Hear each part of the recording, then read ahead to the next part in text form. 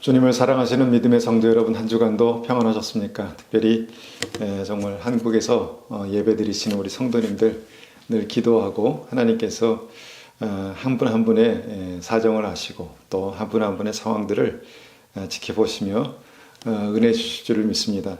이 시간에 우리가 기도하시며 주일 예배를 시작하겠습니다. 아버지 하나님 감사합니다. 주님 주시는 온전한 은혜가 우리의 삶 가운데 충만합니다.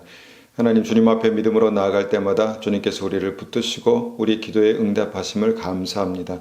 아버지 하나님, 우리가 믿음으로 주님 앞에 나아갑니다. 주님 앞에 예배드립니다. 우리에게 성령의 충만함을 주시고 기름 부어 주시옵소서. 그래서 하나님 앞에서 생명의 불꽃이 날마다 밝게 빛나는 은혜가 있게 도와주시옵소서. 주님 감사합니다. 예수님의 이름으로 감사하며 기도드렸습니다. 아멘. 우리가 하나님 말씀을 함께 읽고요, 이 말씀을 가지고 한번 같이 기도하길 원합니다. 야고보서 2장 8절에서 13절까지의 말씀입니다. 야고보서 2장 8절에서 13절까지의 말씀입니다.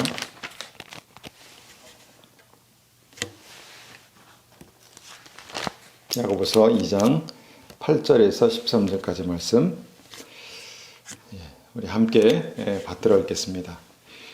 너희가 만일 성경에 기록된 대로 내 이웃 사랑하기를 내 몸같이 하라 하신 최고의 법을 지키면 잘하는 것이거니와, 만일 너희가 사람을 차별하여 대하면 죄를 짓는 것이니 율법이 너희를 범법자로 정죄하리라. 누구든지 온 율법을 지키다가 그 하나를 범하면 모두 범한 자가 되나니, 간음하지 말라 하시니가 또한 살인하지 말라 하셨은즉 내가 비록 간음하지 아니하여도 살인하면 율법을 범한 자가 되느니라. 너희는 자유의 율법대로 심판을 받을 자처럼 말도 하고 행하기도 하라. 긍휼을 행하지 아니하는 자에게는 긍휼 없는 심판이 있으리라. 긍휼은 심판을 이기고 자랑하느니라. 아멘. 긍휼은 심판을 이기고 자랑합니다. 우리의 삶 가운데 하나님의 긍휼이 충만하고 또 하나님께서 우리의 삶을 정말 그렇게 하나님의 긍휼로 살게 하신다면 우리에게 하나님의 은혜가 임할 것입니다. 긍휼을 행하지 아니하는 자에게 긍휼 없는 심판이 있으리라 또한 경고하시기도 하십니다. 하나님, 우리의 마음속에 주님의 긍휼이 항상 충만하여서 우리가 영혼들을 바라보며 또 하나님께서 사랑하시는 우리 믿음의 형제 지체들을 바라볼 때에도 주님의 긍휼로 늘 바라볼 수 있는 은혜를 허락하여 주십시오. 그렇게 한번 같이 기도하기 원합니다. 아버지 하나님 감사합니다. 주님께서 우리를 사랑하셔서 하나님의 긍휼하신 십자가 사랑으로 우리를 붙드심을 감사합니다. 주님의 사랑으로, 주님의 십자가로 말미암아 하나님 지옥 갈 수밖에 없었던 저희들이 주님의 은혜로 천국 백성이 되었습니다. 주님의 자녀가 되었습니다. 하나님의 긍휼하신 사랑 때문에, 긍휼하신 십자가 사랑으로 우리가 다시 한번 새 생명을 얻었습니다. 아버지 하나님 감사합니다. 하나님, 우리도 또한 그 긍휼하심을 우리의 삶 속에서 그렇게 나타낼 수 있는 믿음이 되게 도와주시옵소서. 하나님, 긍휼의 눈을 주시고 긍휼의 마음을 주시고 주님의 긍휼이 우리의 삶 가운데 가득 넘치고, 주님 그럴 때마다 주님의 십자가의 또한 생명력이, 능력이 우리의 삶을 통해서 나타날 수 있도록 역사하여 주시옵소서. 주님 함께 하심을 감사합니다. 예수님의 이름으로 감사하며 기도드렸습니다. 아멘. 아멘. 우리가 이 시간에 주님을 찬송하시겠습니다. 찬송 360장입니다. 360장 우리가 찬송합니다.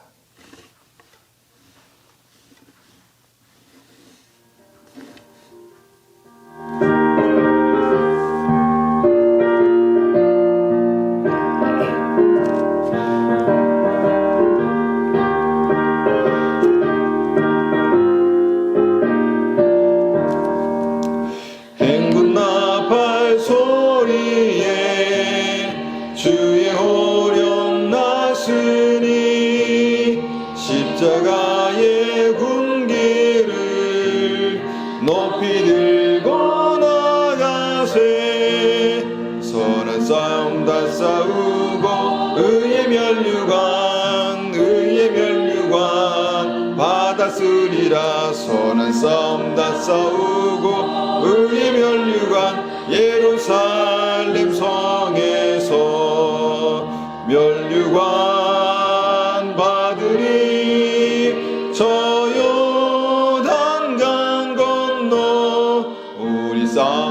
마치는 날 의의 면류관 예루살렘 성에서 악한 마귀 권세를 모두 깨쳐버리고 승리하신 주님과 승전가를 부르세. 선한 싸움 다 싸우고 의의 면류관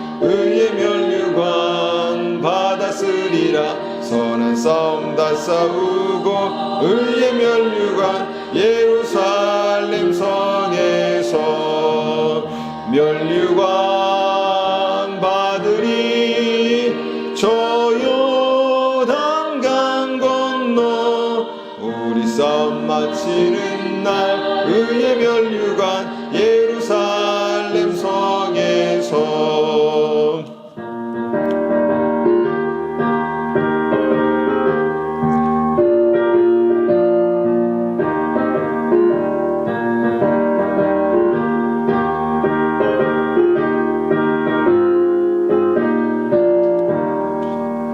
달려갈 길 나가고 싸움 모두 마친 후 주와 함께 기쁨을 용사들아 누리세.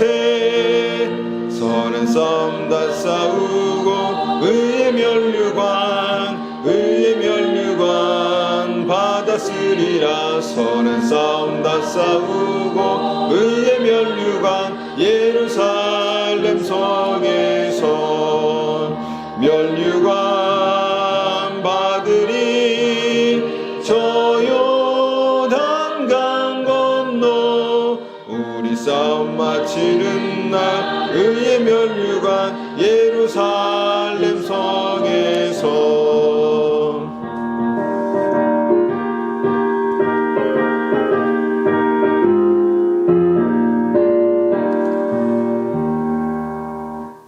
아멘. 우리 361장 우리 한 장 더 찬송 올려드립니다. 361장입니다.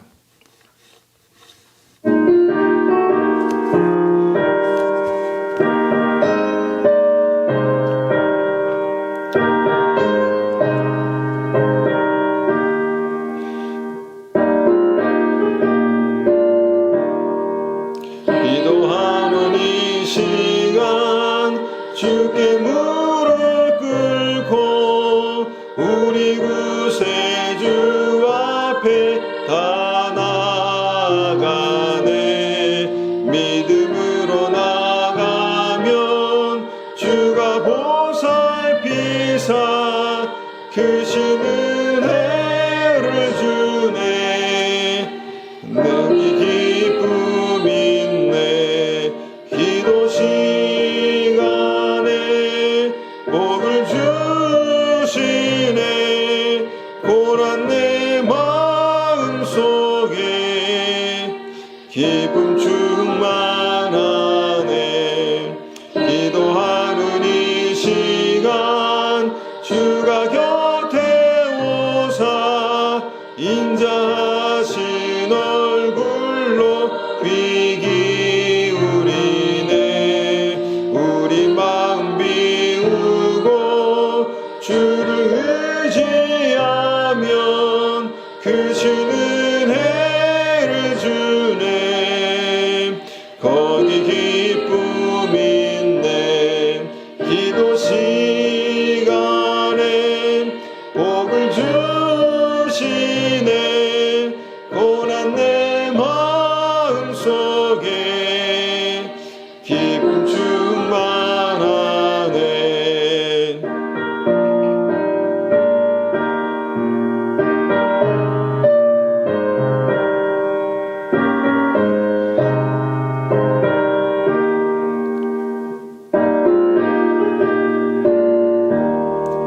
기도하는 이 시간 주께 엎드려서 은밀하게 구할 때고 응답받네. 잘못된 거다 외면 주님 크신 은혜를 주네. 거기 기쁨 있네. 기도 시간에 복을 주시네. 고난 내 마음 속에 기쁨 충만하네.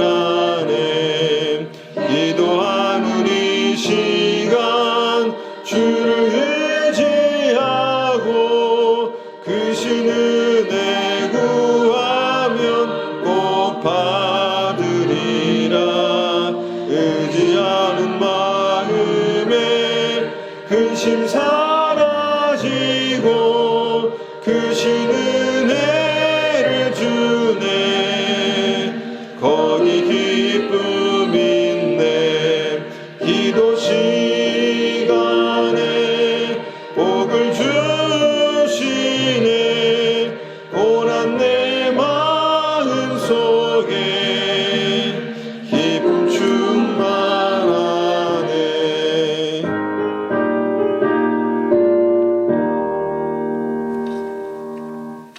아멘.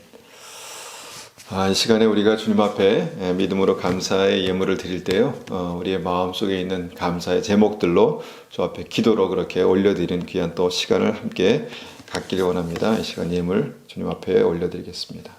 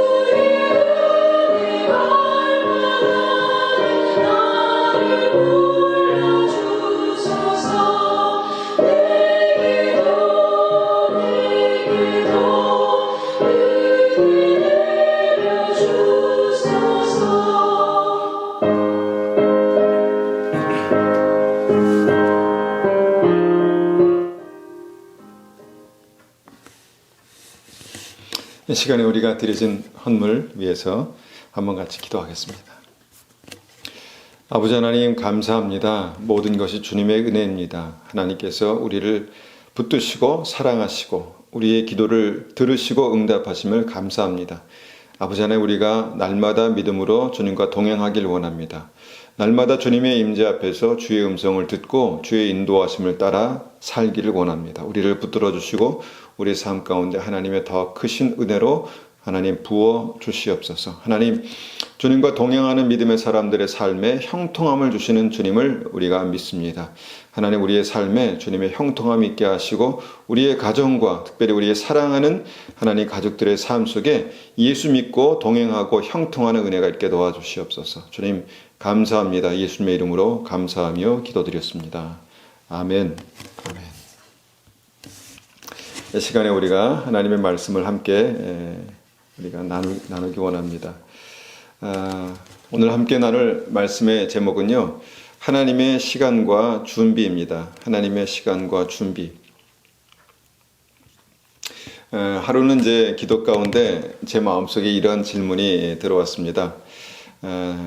나의 사역의 목적은 무엇일까? 우리의 삶의 목적은 무엇일까? 한번 생각해 보셨습니까? 저는 이제 목회자이기 때문에 나의 사역의 목적은 무엇일까 이런 생각을 해봤습니다. 뭐 교회 부흥이라고 그렇게 이제 우리가 사역자로서 말할 수 있겠는데 그것은 아닌 것 같습니다. 교회 부흥, 물론 교회가 부흥되는 거 너무너무 좋지만 그것보다 더 절실하고 더 하나님 앞에 정말 믿음으로 사는 것이 뭘까를 생각할 때 제 마음 가운데 이런 생각이 들었습니다. 그러니까 만나게 하시는 또 여러 가지 모습으로 만나게 하시는 한 사람 한 사람 한 분 한 분을 천국 갈 주님 만나고 천국 갈 백성으로 그렇게 준비시키는 것, 그렇게 돕는 것, 이것이 저의 사명이다라고 그렇게 믿습니다. 물론 이것이 이제 부흥이겠죠. 그런데 어떤 전체를 우리가 생각할 때 잃어버리기 쉬운 우리 아주 작은 개개인이 있는데 주님께서 아마도 이 한 분 한 분에게 더 집중하게 하시는 것 같습니다. 그래서 저는 이제 믿음으로 주님께서 이렇게 연결해 주신 한 분 한 분이 너무너무 소중하고 귀하다라는 생각을 하게 됩니다. 얼마 전에 또한 기도 가운데 하나님께서 그 하나님의 시간에 대해서 깊이 이제 묵상하게 하셨습니다. 이 시대가 어떤 때일까? 하나님의 어떤 시간 가운데, 하나님의 시간 가운데 어떤 때일까? 이런 질문을 하면서 깊이 이제 묵상할 때 오늘 말씀이 이제 주님께서 저의 마음 가운데 주신 본문의 말씀입니다. 요한계시록 5장 1절입니다. 요한계시록 5장 1절. 요한계시록 5장 1절입니다. 5장 1절을요, 제가 쉬운 성경으로 한번 받들어 읽겠습니다. 나는 보좌에 앉으신 분의 오른손에 두루마리가 하나 있는 것을 보았습니다.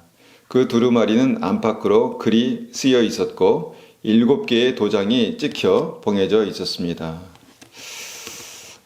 여러분, 주님께서 요한계시록 이 말씀을 주신 목적이 뭐라고 생각하십니까? 성경의 요한계시록은 어떤 책일까요? 그러니까 주님 오시기 직전에 그 세상의 마지막 일어날 사건들을 기록한 예언서입니다. 예언의 책입니다. 그러니까 하나님께서 앞으로 이 땅 가운데 하실 일을 구체적으로 기록해 놓고 예언하신 책이라는 것이죠.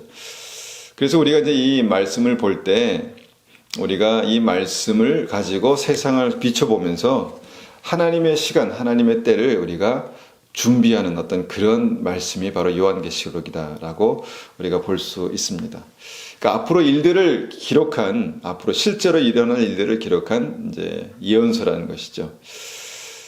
그 예언의 말씀, 특별히 오늘 요한계시록 6장을 보니까 그 예수님께서 그 오른손에 두루마리를 들고 계십니다. 이 두루마리, 이제 옛날의 책이죠. 지금으로 말하면 책이지만 옛날에는 이제 이 책을 두루마리로 이렇게 둘둘 말아가지고 가지고 있었다는 것이죠. 근데 이 두루마리의 내용이 굉장히 중요한데 이 내용이 뭐냐면 이 땅에 주님께서 행하실 어떤 역사적인 사건을 거기에 그렇게 기록해 놓으셨다라는 것입니다. 그러니까 두루마리의 어떤 인봉, 그러니까 뭐 두루마리 한 챕터를 그렇게 열 때마다 인봉을 하나하나씩 뗄 때마다 하나님께서 어떤 그 계획하신 역사적인 사건이 이 땅에 일어나는 어떤 그런 모습들을 보게 되는 것이죠. 그래서 이제 이 두루마리는 7개의 어떤 그 인봉으로 그렇게 봉해져 나눠져 있는데 한 개를 뗄 때마다 어떤 사건들이 일어나는 그런 모습들이 이제 성경에 그렇게 나와 있다라는 것입니다. 저는 이제 이 말씀이 특별히 이제 마음에 와 닿으면서 이 말씀 가운데 주님께서 그 인봉 하나하나를 떼시는 것이 실제로 우리의 삶 가운데 나타날 사건이고 이것을 우리가 기억해야 되고 이 말씀으로 이 시대를 조명해 볼 때 우리가 어떤 그 보이는 것, 믿음 안에서 볼 수 있는 것이 있다라는 어떤 그런 성령의 감동이 있어서 이 말씀을 나누게 됩니다. 자, 요한계시록 6장 우리 1절부터 9절까지를 우리가 한번 차근차근 보게 되는데요. 한번 한 인봉을 뗄 때마다 어떤 일이 일어났는지를 한번 이 말씀을 통해서 한번 우리가 생각해 보기 원합니다. 요한계시록 6장 1절부터 이제 2절까지 먼저 읽겠습니다. 쉬운 성경으로 제가 읽겠습니다. 나는 어린 양이 7 봉인 가운데 하나를 떼는 것을 보았습니다. 내 생물 중에 하나가 천둥과 같은 소리로 오너라 하고 말하는 것을 들었습니다. 내 앞에 흰 말 한 마리가 보였고 활을 든 자가 그 말 위에 앉아 있었습니다. 그는 면류관을 받아들고는 적을 쓰러뜨리고 승리를 얻기 위해 달려나갔습니다. 이 말씀 보면은 이제 예수님께서 그 책의 인봉을 하나 뗄 때마다 이 말을 탄 어떤 천사가 어떤 사명을 가지고, 특별한 사명을 가지고 이 땅에 내려가고, 이 땅에 내려올 때 어떤 하나님께서 계획하신 특별한 그 사건이 일어나는 어떤 그런 모습들이 계속해서 반복되어 일어나고 있다는 것입니다. 그래서 첫 번째 봉인을 떼니까 흰 말을 탄 흰 말을 탄 자라고 말하는데 천사라고 볼 수 있겠죠. 흰 말을 탄 자가 그 말 위에 앉아 있고 그가 면류관을 받아들고 적을 쓰러뜨리고 핵심 뭡니까? 승리를 얻기 위해 달려갔다. 이렇게 이제 말씀하고 있습니다. 제가 2007년에 이제 이 올리브 교회를 시작하면서 하나님께서 성경을 다시 한번 새롭게 아주 깊이 읽게 하셨습니다. 그런데 그 읽는 과정에서 어떤 진리들이 한 가지가 저의 심령 가운데 아주 깊이 이렇게 새겨지는 어떤 그런 은혜가 있었는데, 2007년에 이제 특별히 말씀을 이제 계속해서 보면서 제게 새겨진 진리 가운데 하나가 뭐냐면 이 승리라는 것입니다. 승리라는 것에 대한 이해입니다. 구원받는 믿음은 믿음의 어떤 그 증거, 구원받는 믿음의 굉장히 어떤 확증, 이것이 승리다라는 것을 이야기해야 됐습니다. 우리가 요한계시록 3장, 4장을 보면요, 이 승리가 이 요한계시록의 7 교회의 어떤 그 중요한 사건의 결론 부분에서 이 승리가 계속해서 반복되는 것을 보게 됩니다. 그러니까 승리하는 자, 이기는 자, 이렇게 해서 이기는 자가 어떤 자인가라고 그렇게 말씀하는 것이죠. 대표적으로 우리가 요한계시록 2장 11절을 보면 이렇게 이제 말씀하시죠. 요한계시록 2장 11절 보면 2장 11절입니다. 귀 있는 자는 성령이 교회들에게 하시는 말씀을 들을지어다. 이기는 자는 둘째 사망의 해를 받지 아니하리라. 자, 여기서 이기는 자가 둘째 사망의 해를 받지 아니한다. 둘째 사망이 뭡니까? 첫 번째 사망은 우리 육체가 죽는 것이고, 두 번째 사망은 우리의 영이 죽어서 영원히 지옥 가는 것입니다. 그러니까 이기는 자가 둘째 사망의 해를 받지 아니한다. 그래서 이기는 자, 이제 개정 개혁의 어떤 단어고, 또 승리하는 자, 쉬운 성경에 기록된 말씀이지만, 그러니까 같은 의미죠. 이기는 자, 승리하는 자. 이기는 자, 승리하는 자가 결국은 영생을 얻는다. 이렇게 말씀하는 것이죠. 그러니까 내 삶 속에, 우리의 삶 속에 이기는 믿음, 승리하는 믿음이 있어야 그것이 믿음이고, 그것이 구원이고, 그것이 천국이다라고 그렇게 말씀하는 것입니다. 그렇다면 이제 승리가 뭔가 우리가 이제 생각할 때 간단하게 우리가 이제 이해하면 내 삶의 주인인 나를 이기는 것입니다.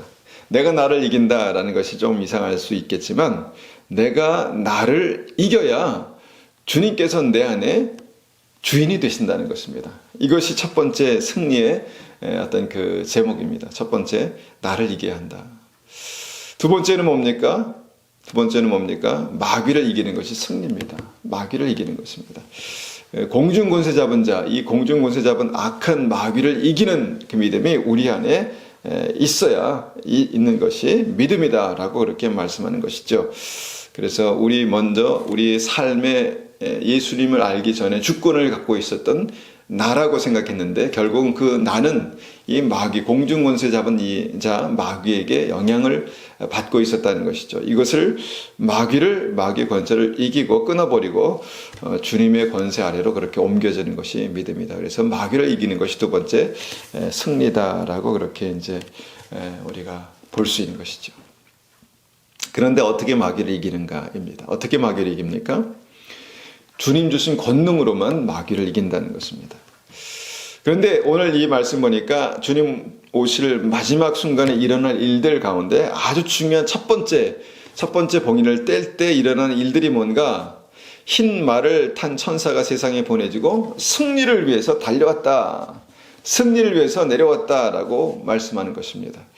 그러니까 이 천사의 어떤 역사가, 이 하나님의 강력한 역사가 마지막 때에 있을 것이다라는 것입니다. 우리의 삶 속에 주님을 믿고 주님을 따르고 예수님이 구주가 되신 믿음의 삶 가운데는요, 강력한 승리가 있을 것이다 라는 것입니다. 강력한 믿음의 승리가 있을 것이다 라는 것이죠.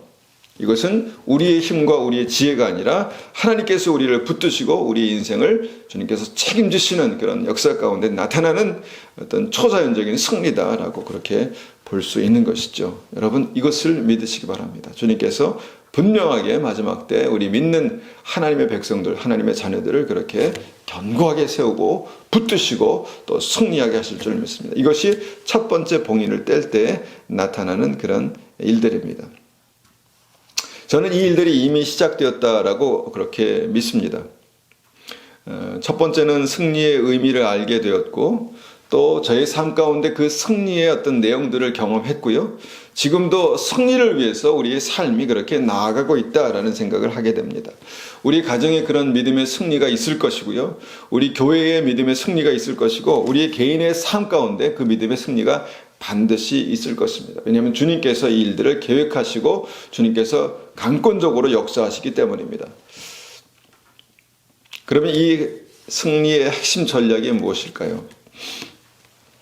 힘은, 능력은 주님께 있지만 결과적으로 우리의 삶 가운데 나타나는 것이, 이제 나타나야 하는 것이 승리인데, 이 승리의 핵심 어떤 키워드, 핵심 전략이 뭘까요?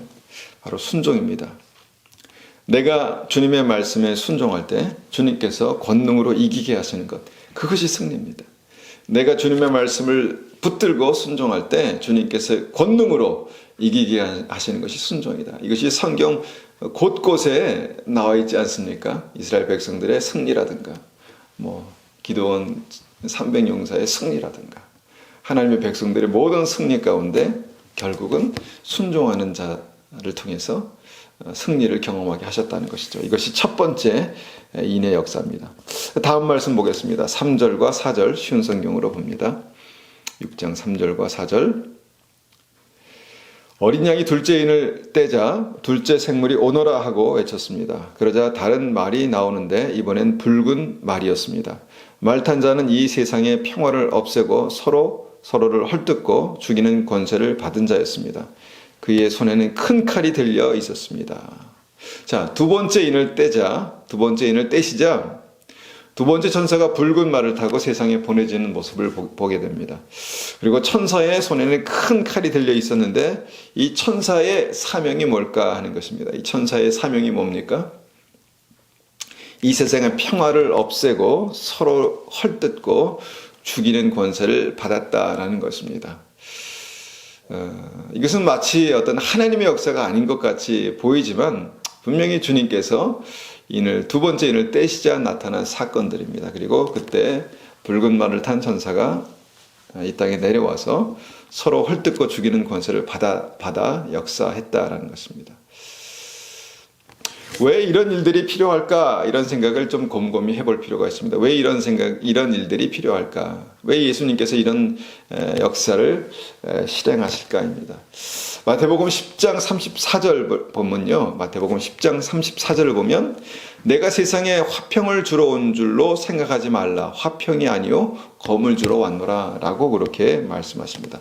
참 어려운 말씀이죠. 평강의 왕, 화평의 왕이신 예수님께서 내가 세상에 화평을 주러 온 줄로 생각하지 마라. 화평이 아니라 검을 주러 왔노라 라고 이렇게 말씀하시니까 참 당황스러운 것이죠. 그런데 그럴 만한 이유가 있다는 것이죠. 그러니까 이전에 우리의 삶 가운데 왕 노릇하고 있었던 이 마귀와의 어떤 영적 전쟁을 선포하시는 그런 말씀이라는 것입니다. 우리가 예수님을 처음 믿었을 때 우리 안에 많은 갈등들이 있습니다. 영적 전쟁이죠. 한 사람이 가정에서 예수 믿고 그 다음에 뭡니까? 다른 사람이 또 사랑하는 사람이 예수 믿어야 할 때 그 안에 뭐가 있습니까? 영적 전쟁이 있다는 것입니다. 그러니까 이런 싸움이 있은 후에 그 가정이 온전히 변화되고 그 사람이 온전히 변화되어서 정말 예수 믿고 구원받는 일들이 일어난다라는 것이죠. 그래서 예수님이 오시면 무조건 처음부터 화평이 아니라 전쟁이 있다라는 것을 말씀하시는 부분입니다.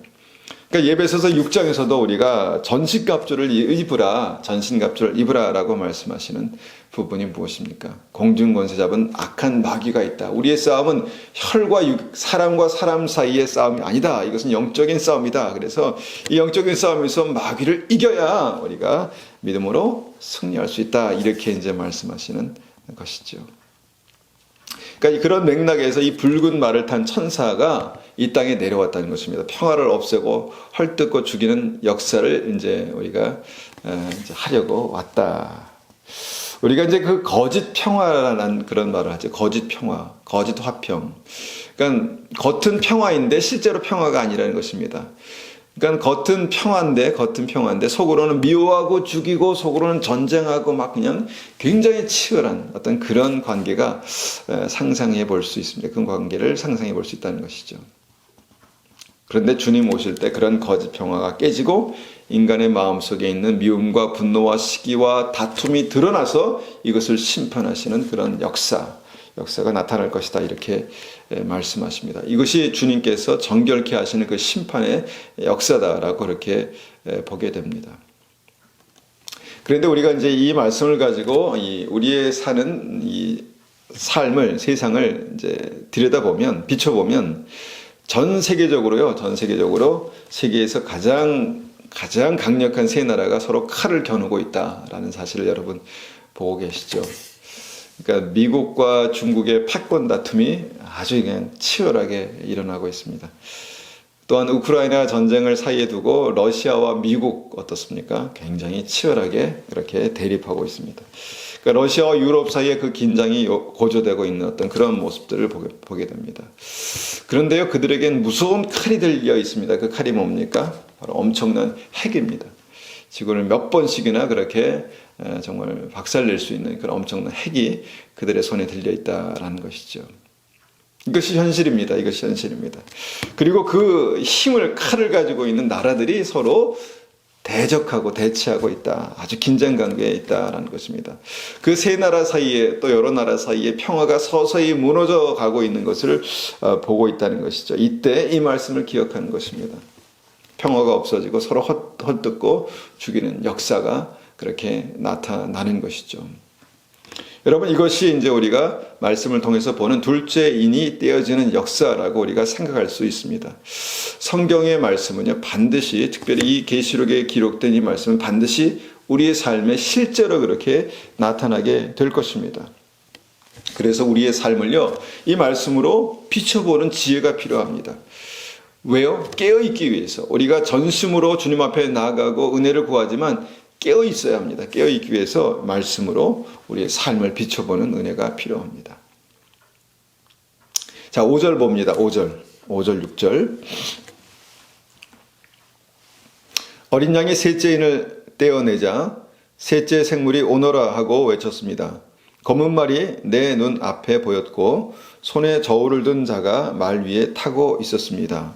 내 귀에 한 음성이 들려왔습니다. 그것은 네 생물 사이에서 나는 소리였습니다.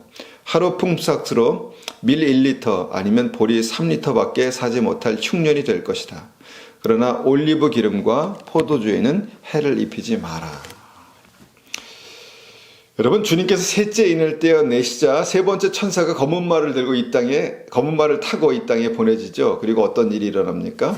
하루 품삯으로 밀 1리터, 보리 3리터밖에 사지 못할 무시무시한 흉년이 든다는 것입니다. 하루 품삯이 얼마일까요? 지금 한 150불 정도 됩니까? 아니면 한 10만 원, 15만 원 정도 됩니까? 그것으로 보리 1리터, 보리 3리터, 밀리 1리터밖에 사지 못한. 그러니까 어떻게 보면은 굉장히 먹고 살기 어려워지는 그런 흉년이 된다라고 그렇게 볼 수 있는 것이죠. 저는 이제 이것을 볼 때, 이 말씀을 묵상할 때 지금 현실에서 무엇이 떠오릅니까? 지금 전 세계적으로 일어나고 있는 인플레이션이 떠오릅니다. 이 인플레이션이 계속해서 정말 심각하게 되니까 그 때문에 이제 이 물가, 이 치솟는 물가를 잡기 위해서 미국 연준이 0.75%, 그러니까 자이언트 스텝이라고 그렇게 말하죠. 빅 스텝보다 더 큰 자이언트 스텝의 어떤 금리 인상을 했다는 것입니다. 이것이 전 세계에 지금 그 엄청난 파급 효과로 그렇게 나타나고 있습니다. 뭐 그것과 더불어서 한 20년 가까이 이제 진행되어 왔던 어떤 세계적인 가뭄이 있었죠. 그런데 지금이 그것이 다시 한번 정말 얼마나 심각한지에 대해서 여러 곳에서 그렇게 이제 뉴스에 나오고 있습니다. 그리고 이제 그 전쟁이 지금 우크라이나에서 전쟁 중인데 여기가 세계적인 곡창지대다 이렇게 말하죠.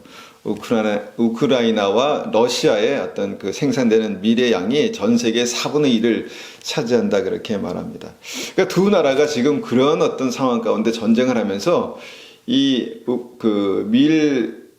곡창지대인 우크라이나가 황폐하게 됐고 또 러시아가 그런 어떤 그 와중에 식량을 무기화하는 어떤 그런 일들이 어떤 그 발생되고 있다라는 것입니다.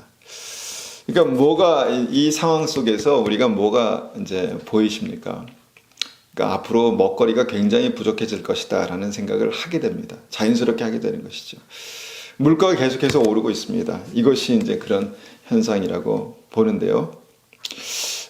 우리가 다시 한번 말씀을 가지고 세상을 비춰볼 수 있는 믿음이 우리에게 필요합니다. 하나님 말씀과 세상에 일어나는 역사는 이게 따로 되어지는 것이 아니라는 것이죠.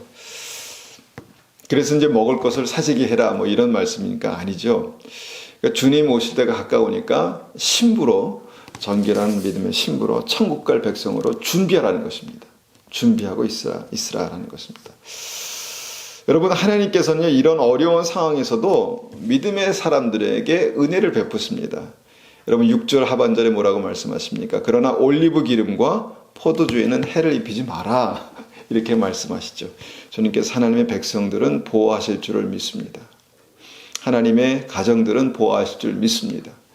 우리가 살기 어려운 때를 살아가고 있지만 하나님의 얼굴을 구하고 믿음으로 주님을 붙드는 사람들의 삶을 주님께서 지키신다라는 것입니다. 다음 말씀 봅니다. 7절 8절입니다. 6장 7절 8절. 어린 양이 넷째 인을 떼자 넷째 생물이 오너라 하고 외치는 소리가 들렸습니다.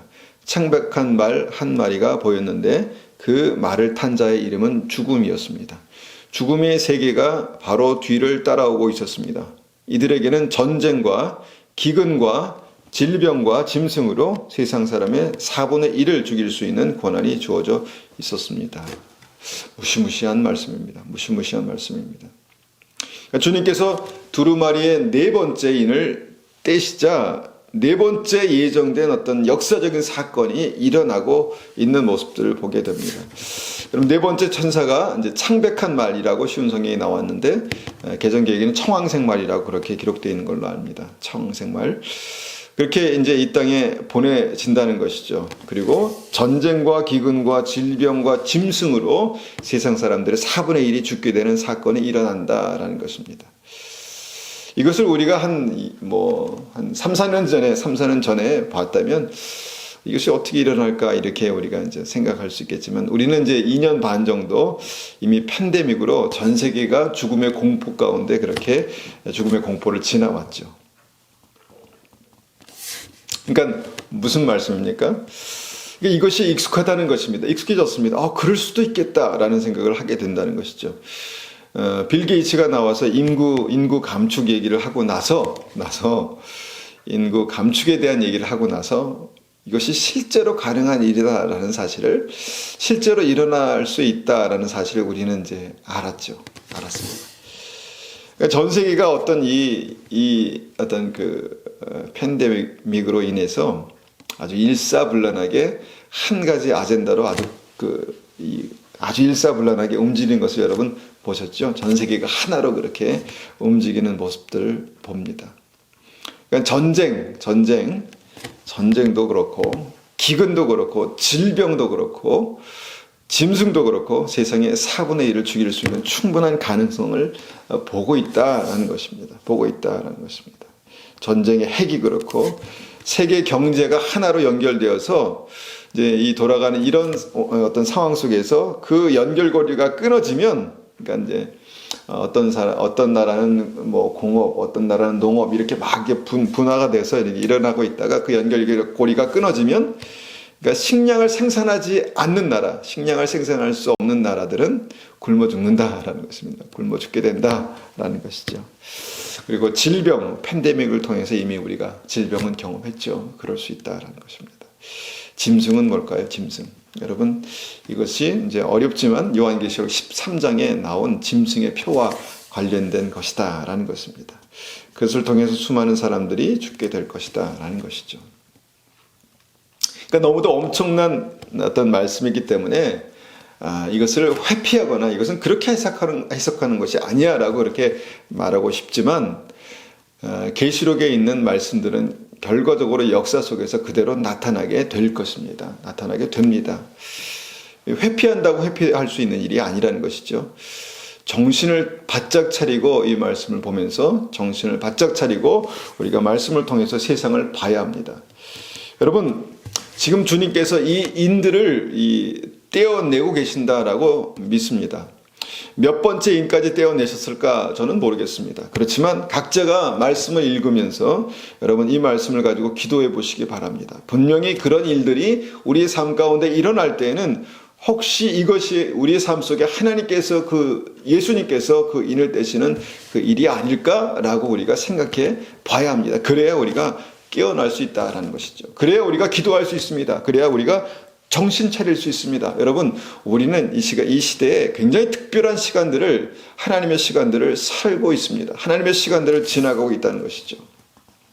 다음 말씀 보겠습니다. 9절부터 11절까지 말씀입니다. 어린 양이 5째 인을 떼어내자 몇몇 영혼들이 제단에 놓여져 있는 것이 보였습니다.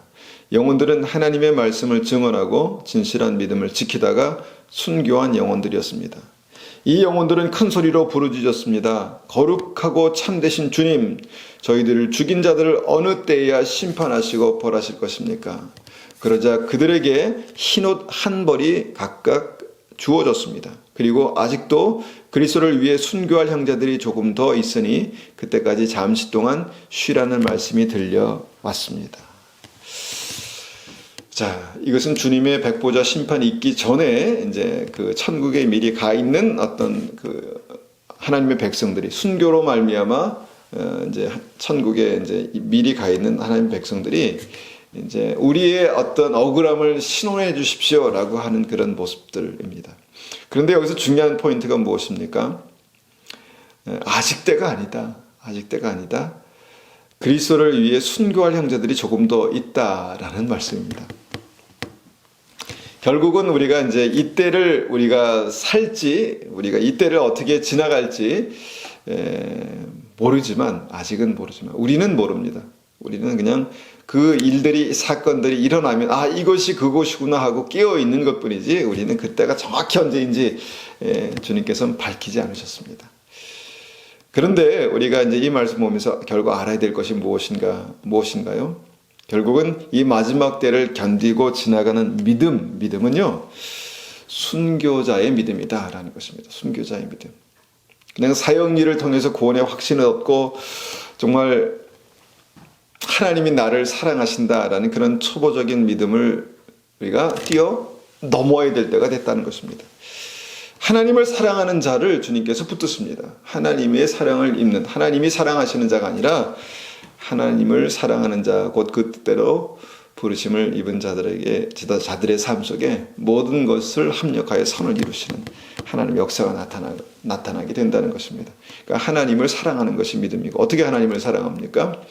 자기 십자가를 지고 주님을 사랑하는 것입니다. 주님께서 십자가를 지시고 이 땅에 오셔서 우리를 사랑하신 것처럼 자기 십자가를 지고 주님을 따르는 자가 정말 영생을 얻고 주님을 따라갈 수 있습니다. 결국은 이것이 바로 순교자의 믿음입니다.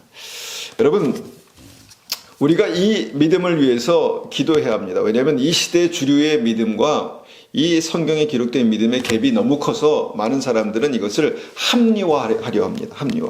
신앙은 그렇게까지 막 치열한 것이 아니다라고 그렇게 말합니다. 그런데 치열합니다. 여러분 마지막 때에 여러분 목숨 걸고 믿음을 지키려는 의지가 없으면 많은 사람들이 이 믿음에서 떨어져 나갈 것입니다. 떨어져 나가게 됩니다. 믿음은 아주 여러분 결국은 천국에 들어가는 그 믿음이 무엇입니까? 일단은 많은 사람들이 넓은 문으로 가려고 하고 좁은 문으로 가려는 사람은 굉장히 적다는 것입니다. 그런데 좁은 문으로 들어가는 사람들 중에서도 들어갈 수 있는 사람이 많지 않다라는 것이 성경의 말씀 아니겠습니까? 그러니까 적다라는 것입니다. 적다. 왜 적습니까?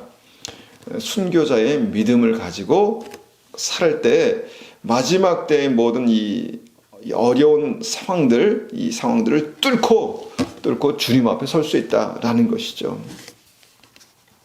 여러분 우리가 이 믿음을 위해서 기도하셔야 합니다. 우리의 신앙이 지금 어떠하든 간에 상관없이 여러분 이 믿음을 주시도록 그렇게 기도해야 합니다. 주님, 제가 이 땅의 모든 것들을 다 이렇게 하나님 주고 아둥바둥할 게 아니라 정말 하나님 먼저 그 나라와 그 의를 가지고 의를 구하는 그런 믿음. 그러니까 주님의 어떤 그 이름을 구하는, 주님의 의를 구하는 그 믿음이 우리에게 있게 도와주십시오 라는 그런 믿음이 우리에게 필요한 것이죠. 여러분 영생을 얻고 천국 가는 게 그 어떤 세상의 어떤 것보다 소중합니까? 여러분 그 믿음이 있어야 합니다. 우리가 어렵게 힘겹게 열심히 살아가는 것 다 압니다. 그렇지만 그 어렵게 힘겹게 열심히 살아가는 그 목적이 무엇입니까? 예수 믿고 구원받고 천국 가는 것이 목적 아니겠습니까? 여러분 그것을 가장 중요한 이 목적을 여러분 꼭 붙들고 우리가 주님 앞에 나가야 한다라는 것입니다. 저는 오늘 5가지 인을 떼는 어떤 그 여기까지만 보기 원합니다. 우리가 이제 이 말씀을 들으면서 이해가 되는 부분들이 있기 때문에 그렇습니다. 여러분 이 말씀에 기록된 일들이 여러분 실제로 일어날 사건이다라는 것을 이해하는 믿는 믿음이 우리에게 절실하게 필요합니다. 반드시 이 일들은요 주님 오시기 직전에 우리에게 실제로 일어날 것입니다. 여러분 이런 일들이 일어날 때 우리는 정말 깨어 있어야 합니다. 여러분 우리가 이 말씀을 가지고 우리가 살고 있는 이 삶을 비춰보는 이유가 무엇입니까? 깨어 있기 원하기 때문입니다. 깨어 있어야 하기 때문입니다. 여러분 우리가 이 말씀을 읽을 때요 우리 마음속에 두려움이 생길 수 있습니다. 어이구 이런 일들이 일어나면 어떡할까 이렇게 큰일 났다 이렇게 두려운 마음이 생길 수 있는데요. 여러분 믿음은 무엇입니까? 믿음은 이 모든 두려움을 완전한 소망으로 바꾸는 것입니다. 이것이 믿음이고요. 이것이 예배고 이것이 기도입니다. 하나님 앞에 믿음으로 나아갈 때 우리의 모든 두려움이 하나님의 온전한 소망으로 천국의 소망으로 주님과 함께 영원히 사는 소망으로 바뀌는 것이 우리의 믿음이다라는 것입니다. 우리에게는 다시 오실 주님에 대한 어떤 모든 사건들이 소망입니다. 반드시 소망이 되어야 합니다. 여러분 이 땅의 모든 소망이 천국의 소망으로 조금씩 바뀌어야 합니다. 여러분 이것이 오늘 하루를 우리가 믿음으로 사는 이유입니다.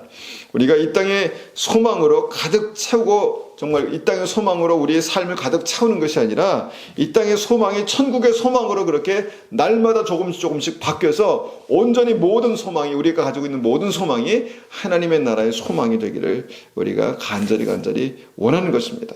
여러분 그러기 위해서는요 우리의 살아가는 우선순위가 바뀌어야 합니다. 먼저 그 나라와 그 의를 구하는 믿음이 우리에게 있어야 합니다. 여러분 이 믿음을 가질 때 우리는 마지막 때에 이 믿음을 가진 사람만 승리할 수 있습니다. 이 믿음을 가진 사람만 정말 승리할 수 있습니다. 구원받을 수 있습니다. 여러분 그 은혜가 우리의 삶에 분명하게 한 분 한 분께 있으시기를 축원합니다. 이 시간에 우리가 이 말씀을 가지고 한번 같이 기도하겠습니다. 하나님 우리에게 은혜 베푸셔서 하나님 우리가 주님 앞에 말씀을 붙들고 깨어있기를 원합니다. 이 시대를 말씀으로 비춰보며 우리의 삶이 정신을 차리고 깨어나기를 원합니다. 주님 우리를 붙들어 주십시오. 그렇게 한번 같이 기도하겠습니다. 아버지 하나님 감사합니다. 주님께서 우리를 사랑하시고 우리의 삶 가운데 은혜 베푸심을 감사합니다. 우리가 믿음으로 날마다 주님 앞에 나아간다고 하지만 우리의 삶에 힘겨운 여러 가지 일들을 바라볼 때마다 우리가 주저앉고 쓰러지고 넘어질 때가 너무너무 많습니다. 아버지 하나님, 우리가 다시 한번 일어나서 주의 얼굴을 구합니다. 주의 말씀을 붙듭니다. 하나님, 이 말씀이 우리에게 어떻게 보면 두렵습니다. 그렇지만 우리가 이 모든 두려움이 완전한 천국의 소망으로 그렇게 바뀌기를 원합니다. 우리를 새롭게 하여 주시옵소서. 우리를 깨워 주시옵소서. 하나님, 우리가 세상에 정말 소망에 잠겨서 그렇게 잠들어 있지 않게 도와주시고 우리가 깨어나서 주님, 영원한 하나님의 나라의 소망, 영원한 주님의 소망을 우리가 품고 하나님 살아갈 수 있도록 은혜 베풀어 주시옵소서. 세상이 급박하게 하나님 돌아가고 있습니다. 하나님, 이때 우리가 정신을 차리고 깨어서 기도하게 하시고 주님과 동행하는 은혜가 있게 도와 주시옵소서. 주님 감사합니다. 지금은 우리 주 예수 그리스도의 은혜와 하나님 아버지의 극진하신 사랑하심과 성령님의 충만하심과 인도하심이 오늘도 말씀을 가지고 깨어서 정말 우리의 삶을, 현실을 비춰보기 원하는 우리 성도님들 머리 위에, 또 가정 위에, 교회 위에 지금부터 영원토록 함께 하시기를 축원합니다. 아멘.